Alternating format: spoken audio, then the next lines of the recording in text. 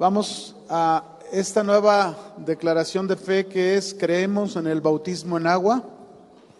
Cuando decimos creemos en el bautismo en agua es porque nosotros estamos conscientes que debemos llevarlo a cabo en nuestra vida. Este bautismo en agua, mis hermanos, lo inició Juan el Bautista y lo hizo por mandato de Dios. A través de este bautismo en agua, Juan estaba introduciendo un nuevo mensaje en su tiempo. Mateo 3, verso 1 y 2. Dice ahí, Mateo 3, versículo 1 y 2. ¿Lo tienen? En aquellos días vino Juan el Bautista predicando en el desierto de Judea y diciendo: arrepentíos porque el reino de los cielos se ha acercado. Hay dos cosas importantes que predicó Juan el Bautista antes de que se bautizaran. ¿Qué es lo que predicó de acuerdo a este versículo? Dos palabras claves aquí.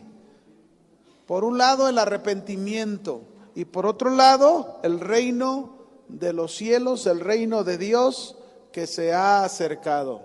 Cuando nosotros, mis hermanos, nos bautizamos, el bautismo tiene que ver con estas dos cosas, tiene que ver con el arrepentimiento y tiene que ver con la llegada del reino de Dios a nuestras vidas.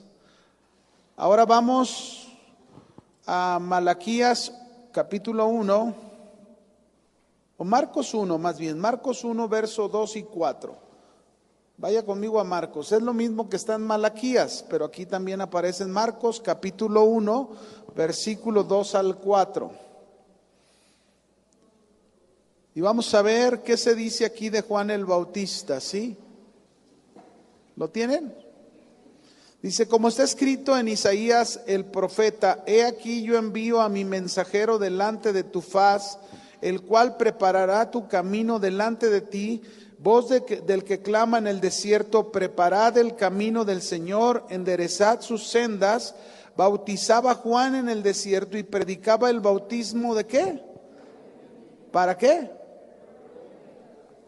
Bautismo de agua para arrepentimiento, o bautismo de arrepentimiento para perdón de pecados. Miren, hermanos, cuando Juan el Bautista comenzó el bautismo en agua, es importante que entendamos que habían transcurrido 400 años de silencio en el pueblo de Israel. Es decir, no se había levantado profeta alguno durante 400 años. Y después de estos 400 años, Dios levantó este nuevo profeta llamado Juan el Bautista para anunciarle al pueblo un mensaje completamente nuevo. Era un mensaje que el pueblo no esperaba.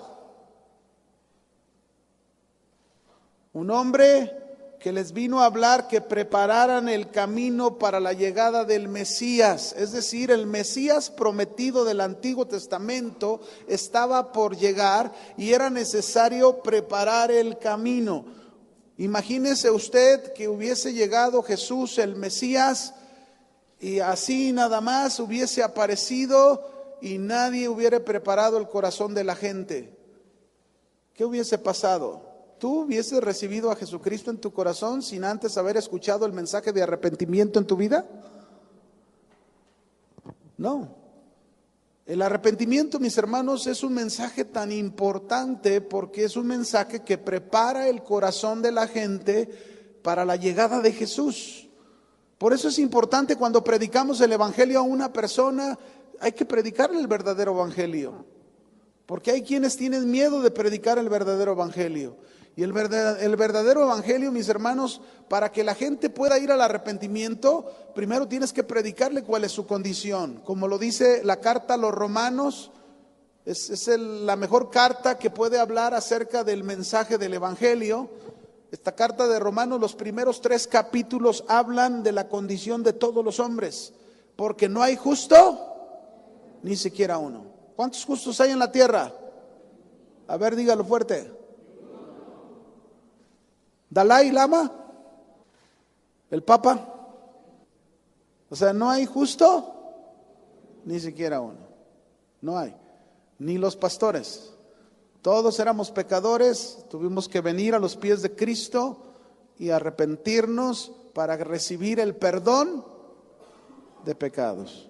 Tan importante el arrepentimiento, muy importante. Juan el Bautista entonces marcó el fin de una época, marcó el fin del pacto del Antiguo Testamento, marcó el fin del pacto del Antiguo Testamento e inició la llegada del nuevo pacto. ¿E inició la llegada de qué? Ahora fíjese bien, porque esto es bien importante entender. En el Antiguo Testamento Dios hizo un pacto con Abraham.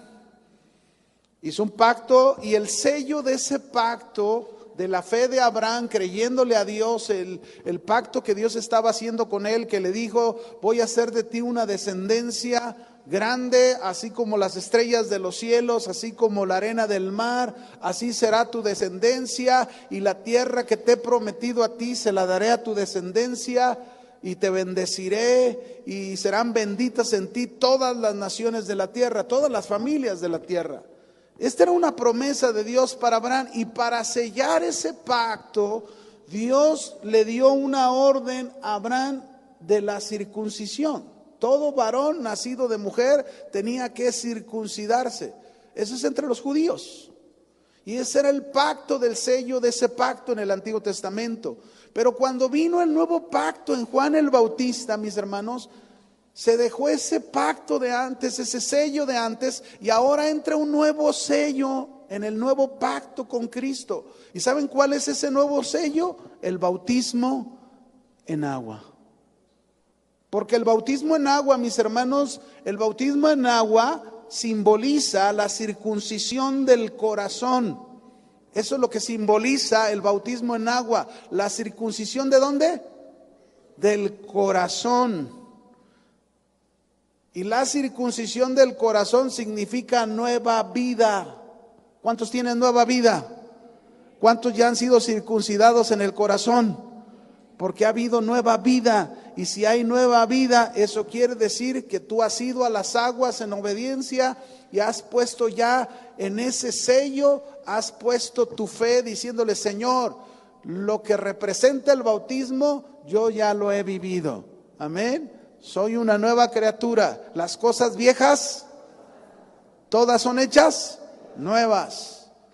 Así que este es el nuevo sello en el nuevo pacto, el bautismo en agua. Alguien no se ha bautizado, lo animamos que obedezca a Dios, y en los próximos bautismos anótese y bautícese en el nombre del Padre, del Hijo y del Espíritu Santo, y cumpla este mandato de Dios que es tan importante porque es el sello del nuevo pacto.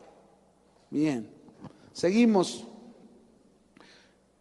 Dios le concedió a Juan el Bautista dones y capacidades, mis hermanos, para mover los corazones, tanto de los padres hacia los hijos como de los hijos hacia los padres. Ahora sí, vaya conmigo a Malaquías 4, verso 5. Y vamos a ver ahí algo que Dios dice de este ministerio de Juan el Bautista.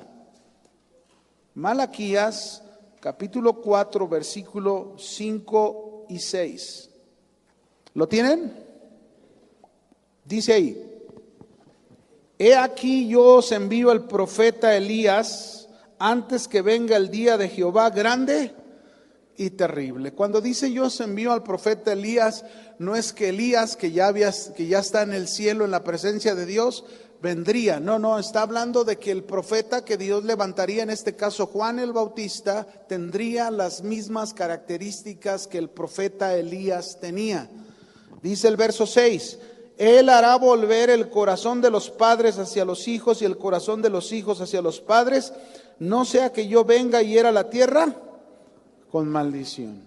Entonces, uno de los ministerios fuertes de Juan el Bautista, al predicar el arrepentimiento, invitar a la gente a bautizarse, Juan el Bautista, mis hermanos, fue llamado para hacer una restauración familiar.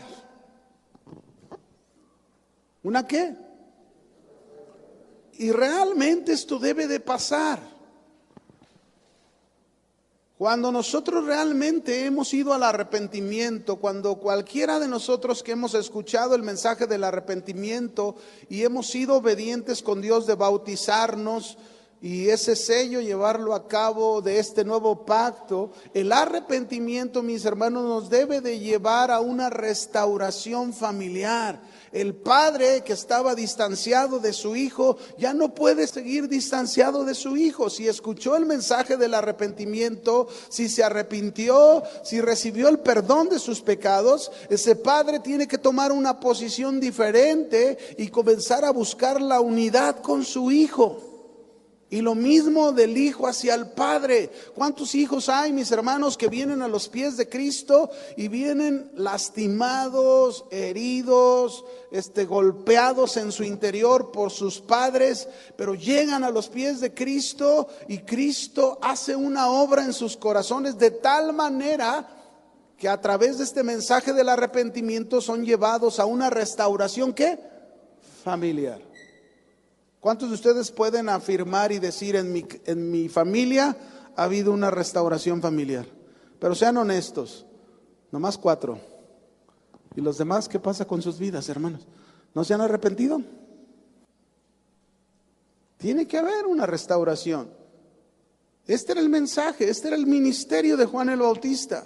Restaurar el corazón de los padres con los hijos y el de los hijos con los padres. Este mensaje tiene ese propósito. De nada sirve ir a las aguas también, de nada sirve ir al bautismo en agua, si la vida y el corazón de nosotros sigue igual de piedra, igual de duro.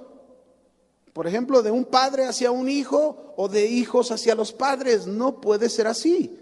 Si hemos venido a Cristo Jesús, dijimos que el segundo sello de este nuevo pacto, el sello ahora de este nuevo pacto, es el bautismo en agua. Y este bautismo en agua, no me quiero adelantar, pero como que me estoy viendo en la necesidad de hacerlo. Este bautismo en agua tiene el simbolismo, mi hermano, de que usted y yo al arrepentirnos y al creer en el Señor Jesucristo como nuestro Salvador y nuestro Señor, nosotros nos estamos uniendo en la fe con Jesús y estamos diciendo que llegamos a participar de la muerte con Cristo de nuestro viejo hombre.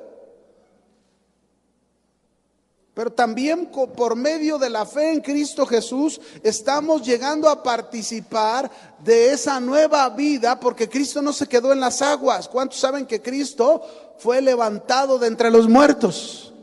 Bueno, Él es las primicias. Y entonces cuando yo me bautizo, precisamente por mi fe, yo estoy llevando a cabo ese acto con Cristo, me estoy uniendo con Cristo en su muerte, pero también por la fe me estoy uniendo con Cristo en su resurrección y por eso tengo nueva vida. Y si hay nueva vida, entonces tiene que haber restauración familiar. No podemos seguir iguales, hermanos. No podemos seguir siendo los mismos. No. Porque esto no está bien. Porque el mensaje del bautismo, el mensaje de Juan el Bautista, que invitaba a la gente a que se arrepintieran y también que dejaran de confiar en sus tradiciones religiosas. ¿Cuántos de nosotros teníamos o confiábamos en tradiciones religiosas? ¿Nomás yo? Yo siempre decía, yo era un mariano pecador, porque me encantaba andar gritando ahí, y dice una M, y dice una A, y dice una R, y ahí estaba echando porras, pero ¿a cuántos me los tronaba? ¿Cuánto desobedecía a mis padres? ¿Cuánto desobedecía a mi madre? ¿De qué servía un religioso pecador? ¿Podía tener salvación? ¿Podía tener una restauración familiar? Cuando yo tenía 12 años, 11 años, entre 11 y 12 años, yo fui causa de una rotura de relaciones familiares entre mi padre y familia con él. ¿Y saben cuál fue la razón? Que me robé unos relojes. Esa fue la razón, porque yo no conocía a Cristo. A mis 11, 12 años yo no lo conocía al Señor. Y mi padre me pegó con un bat, me colgó, me hizo todo lo que quiso y jamás me sacó la verdad. Jamás le dije que yo fui, jamás reconocí que yo fui, jamás. ¿Saben cuándo reconocí? Cuando conocí a Cristo. Cuando conocí al Señor. Inmediatamente cuando conocí al Señor, yo vine con mi padre y le pedí perdón y le dije: Padre, perdóname, ¿recuerdas aquel momento? ¿Recuerdas esa ocasión? Yo fui el culpable. Yo me robé esto y esto. Y quiero resarcir lo que hice, quiero corregir lo que hice. Ahora tengo a Cristo, ahora Cristo vive en mí, ahora tengo una nueva vida. Mi viejo hombre murió, aquel que hizo eso ya murió en Cristo. Pero el de ahora es una nueva persona. Y mire qué difícil fue para poder restaurar esa situación familiar. Fue difícil, fue complicado, no tiene una idea.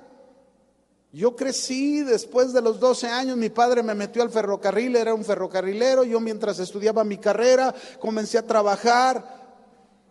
Cuando yo tenía ya los 18 años que conocí a Cristo, iba a cumplir 19 años, que en el ferrocarril, para hacer derechos tienes que ir a otro lugar para que luego vengas aquí a Guadalajara y puedas hacer uso de tus derechos en alguna área del ferrocarril. Entonces a mí me tocó ir a Mazatlán con esa familia donde yo había hecho aquel problema. Yo hablé con mi tía, yo ya tiempo atrás le había pedido perdón, había resarcido mi problema. Entonces yo le pedí que si me podía recibir una noche para hacer aquello que tenía que hacer, de hacer derechos. Y yo me fui, estuve en su casa y había un primo de la familia que él y yo éramos como uña y carne, o uña y mugre que le dicen por ahí, ¿verdad?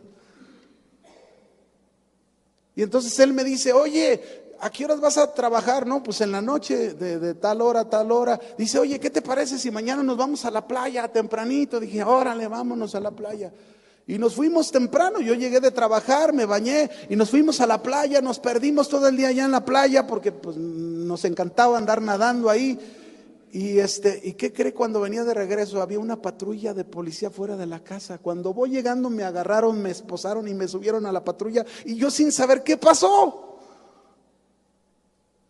¿Qué sucedió? ¿Qué hice? Y mi prima, aquella prima que años atrás yo había cometido aquel error, me empezó a gritar: eres un mentiroso, tú que dices que ya habías cambiado y que no sé qué. Y yo dije: ¿qué hice? Y entonces alguien me dijo que habían desaparecido otros relojes, pero yo no había sido. Me llevó la policía hasta el puesto de policías, ni chance me dieron de hablar con mis papás.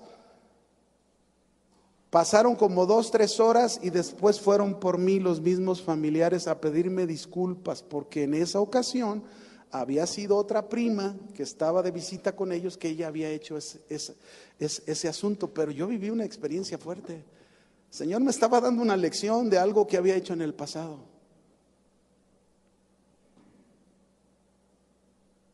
Gracias a Dios, con el tiempo pudimos lograr esa unión nuevamente. Pero ¿cuántos de ustedes tienen familias rotas, relaciones rotas con la familia? ¿Cuántos de ustedes no han podido restaurar una relación con sus familias?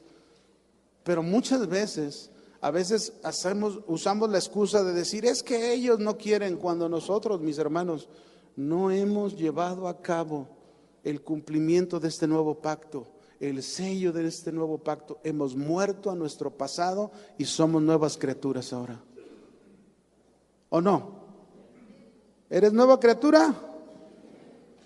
Es importante. El bautismo en agua, mis hermanos, nos está hablando de una muerte al pasado y de una resurrección de una nueva vida.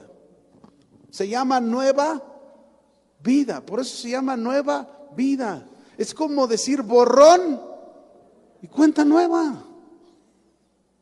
Dios pagó nuestra deuda, porque la paga del pecado es Muerte, se pagó la deuda completamente. Cristo murió por tu deuda. Está en blanco la cuenta, pero ahora es nueva vida. Ya no puedes volver a cometer lo mismo. Ya no puedes seguir viviendo igual. Ya no puedes seguir haciendo las mismas cosas. Por eso esta es nuestra declaración de fe. Yo creo en el bautismo en agua porque yo ya lo he obedecido. Yo he ido a las aguas, he muerto a mi viejo hombre, pero he resucitado en una nueva vida. Y ahora en esa nueva vida yo puedo decir, hay restauración de mi familia. Cuando yo me convertí, hermanos, a Cristo, no fue fácil en mi casa. Yo era el único cristiano. Nadie más. Mi padre era un alcohólico y yo era su compañero cada fin de semana de acompañarlo, porque donde se quedaba había que cargarlo y traérmelo. Y a él le encantaba ir a un lugar que le llamaban el Infiernillo.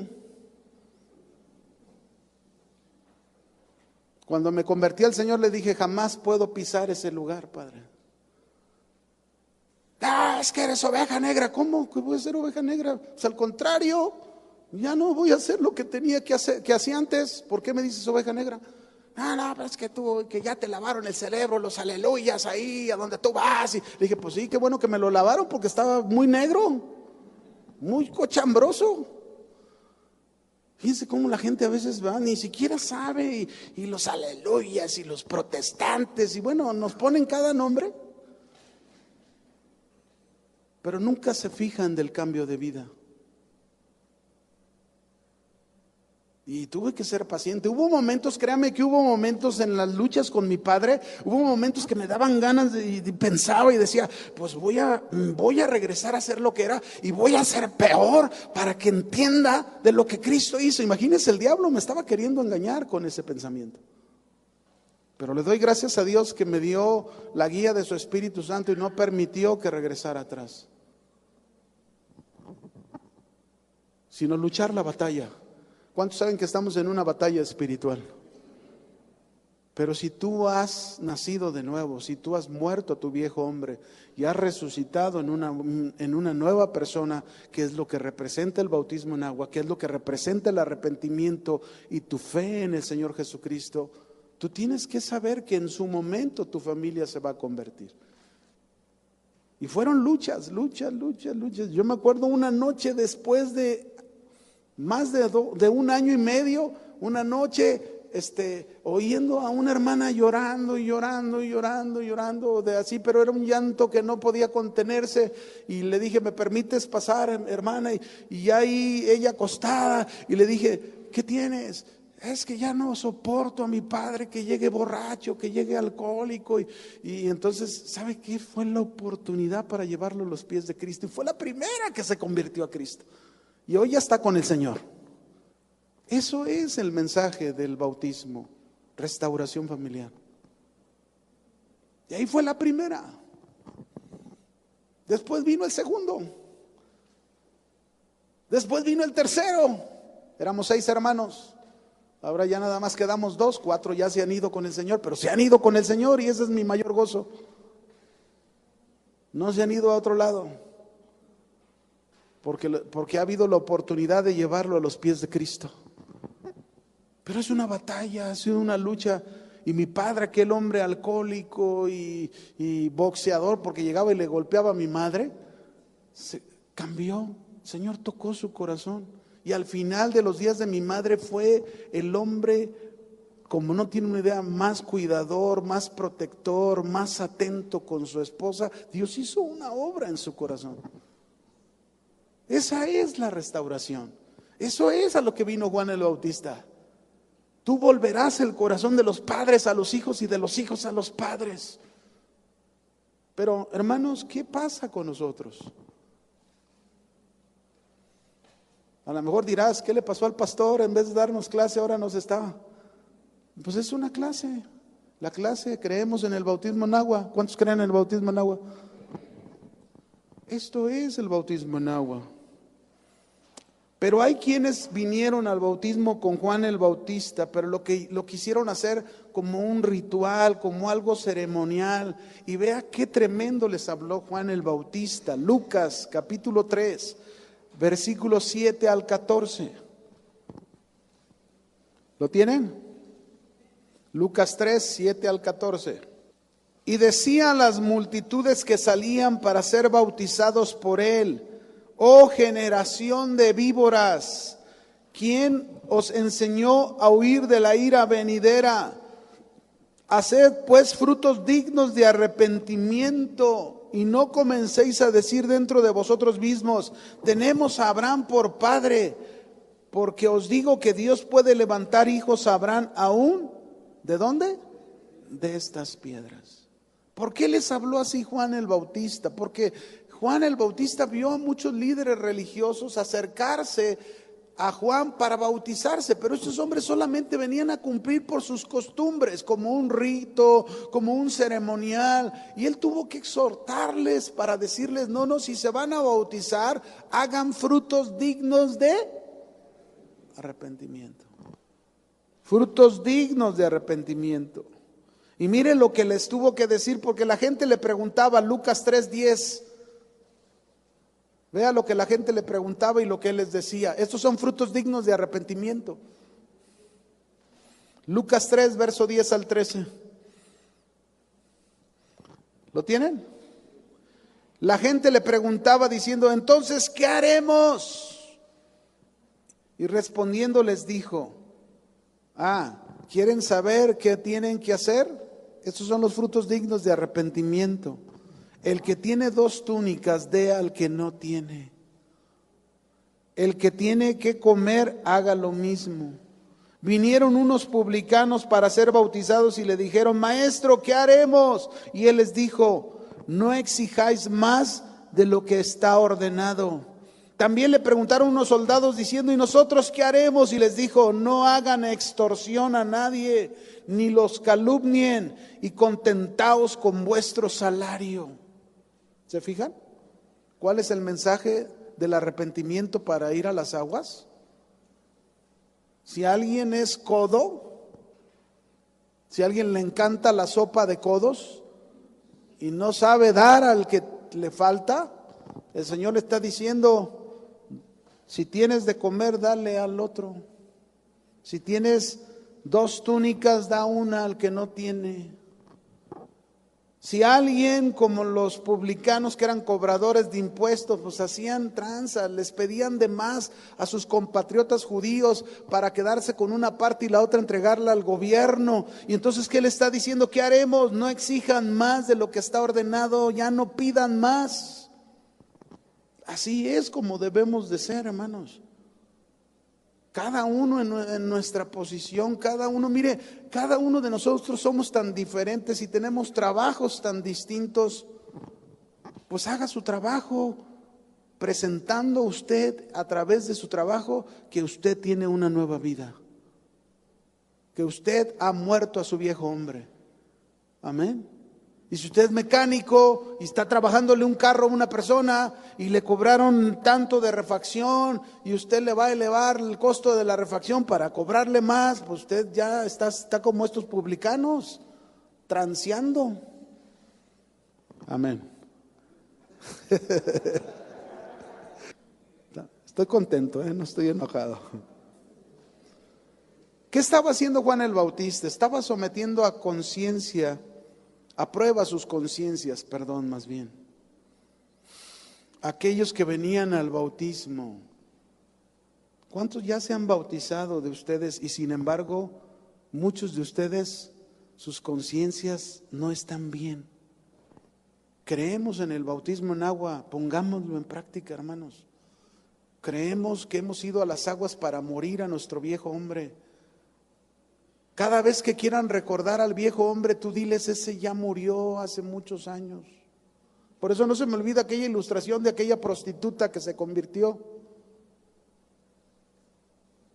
Esa mujer prostituta que el Señor la tocó un día, tenía 5 años de convertida, y un día el pastor le dijo: oiga, ¿puede compartir su testimonio? Y ella dijo: sí, claro. Y compartió, pero ese día, por primera vez, en la tercera fila de la iglesia, iba el hombre que era el primer cliente de ella. Pero era la primera vez que iba a la iglesia. Y cuando se acabó la reunión, aquel hombre la abordó, luego, ¿te acuerdas de mí? Con una sonrisota, como pensando en el pasado. ¿Y te acuerdas quién soy? Y ella dijo, no. ¿Cómo no te vas a acordar de mí, por favor? Y ella, no me acuerdo.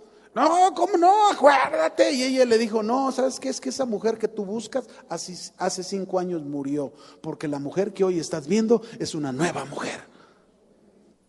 Así es en Cristo.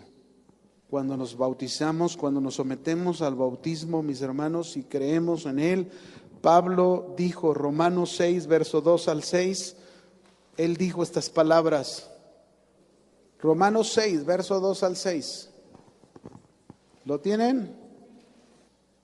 ¿O no sabéis que todos los que hemos sido bautizados en Cristo Jesús hemos sido bautizados en su muerte?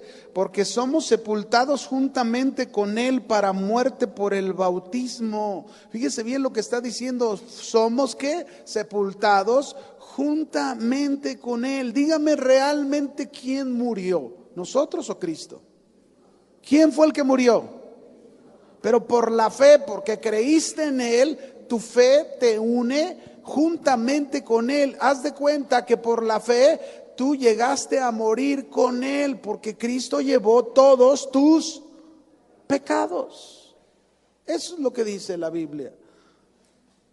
Así que dice, sepultados juntamente con Él para muerte por el bautismo, a fin de que como Cristo resucitó de los muertos por la gloria del Padre, así también nosotros andemos en vida nueva. ¿Es tu vida una vida nueva? Piénsalo. ¿Tus compañeros en el trabajo han visto en ti una nueva vida diferente a la de ellos? ¿O es igual? ¿Te oyen hablar como ellos hablan? ¿Te oyen tratar a tu familia como ellos tratan a su familia? ¿Te ven beber como ellos beben? ¿Hay una diferencia? ¿Pueden ver la nueva vida en ti? Eso es lo que dice la Escritura. Vamos a seguir leyendo hasta el 6, verso 5. Porque si fuimos plantados juntamente con Él en la semejanza de su muerte, así también lo seremos en la de su resurrección. Sabiendo esto, note, que nuestro viejo hombre, ¿qué pasó con nuestro viejo hombre? Fue crucificado juntamente con Él para que el cuerpo del pecado sea destruido, a fin de que no sirvamos más al pecado. Cuando dice que nuestro cuerpo del pecado sea destruido, no está diciendo que fue aniquilado. No, lo que está diciendo que fue anulado, fue sometido, de tal manera que ese viejo hombre ya no funciona en ti, ya no tiene participación en tu vida si tú has muerto con Cristo. Ya no tiene autoridad sobre ti. Por eso dice que ya no debemos servir más ¿a quién? Al pecado. Ese es el bautismo en agua que predicamos. Ese es el bautismo en agua que tú y yo creemos. Ese es el bautismo en agua que tú y yo debemos poner en práctica en nuestra vida todos los días, en nuestra casa, en el trabajo, en la iglesia, en la calle, en todos lados. No quiere decir que alguna vez no fallemos, vamos a fallar, pero hay que recordar cuando fallemos que tenemos abogado para con el Padre, que es Cristo Jesús. ¿Para qué? Para que vayamos con Él, le confesemos nuestros pecados y Él es fiel y justo para perdonarnos y limpiarnos de toda maldad. Primera de Juan 1:9, ahí lo dice, amén. Así que mis hermanos, es importante que el bautismo, los que ya han sido bautizados, pongan en práctica ese sello que ya llevaron a cabo en el nuevo pacto que hicieron con Cristo. Póngalo en práctica. No haga nada diferente. Pero los que no se han bautizado, bautícense. Cumplan con esta orden del Señor Jesucristo. Jesús lo hizo cuando Él no tenía por qué hacerlo. Él no tenía de qué morir a su viejo hombre. Él lo hizo para cumplimiento y justicia de nosotros. Él lo hizo porque Él estaba con eso representando y aceptando su muerte, pero también su resurrección. Amén. Así que, mis hermanos, estamos que creemos en el bautismo en agua. Vamos a una siguiente. Nos quedan 5 minutos. Algo podemos aprender de otra declaración de fe aparte del bautismo en agua. 8. Creemos en la sanidad divina. Aquí van a decir todos, amén. Háblenos de sanidad divina y no de muerte del pecado, hermano. Bueno, pero también creemos en la sanidad divina. Vamos a hacer esta pregunta: ¿por qué creemos en la sanidad divina? En primer lugar, mis hermanos, cuando Dios hizo al mundo, Dios creó un mundo perfecto. ¿Cuántos saben que Dios hizo un mundo perfecto? Y dice la Escritura en Génesis 1:31 al final del versículo: y vio Dios todo cuanto había hecho y era bueno en gran manera. Pero sabemos bien, mis hermanos, que eso bueno que Dios hizo en gran manera, que lo hizo perfecto, por la desobediencia del hombre, por el pecado del hombre, la entrada del pecado, vinieron tremendas consecuencias al hombre y a todo lo creado. Usted lo puede ver. No solamente hay consecuencias en el ser humano. Estamos viviendo tiempos difíciles, peligrosos. Cada vez se oyen noticias terribles por todas partes del mundo. Y usted y yo tenemos que estar bien preparados para eso. Tenemos que estar bien alistados para eso. El mundo también ha recibido trágicas consecuencias. La muerte, mis hermanos, y las enfermedades, tuvieron su origen con la introducción del pecado. Cuando Dios hizo al hombre, no hizo enfermedades, no había enfermedades, no existían. No envejecíamos, no andábamos, nunca me había pasado esto, y entraste a la edad de los nuncas. ¿No? Pero así es. Esta es una consecuencia del pecado: la muerte, la enfermedad, las dolencias. Podríamos decir esta conclusión: todas las enfermedades que existen son una consecuencia directa de la desobediencia y el pecado del ser humano. Quiero que entienda bien lo que le estoy diciendo, ¿sí? Voy a repetirlo. Todas las enfermedades que existen son una consecuencia directa de la desobediencia y el pecado del ser humano. ¿Por qué le digo que pongamos atención? Porque cuando Dios hizo al hombre no había enfermedad.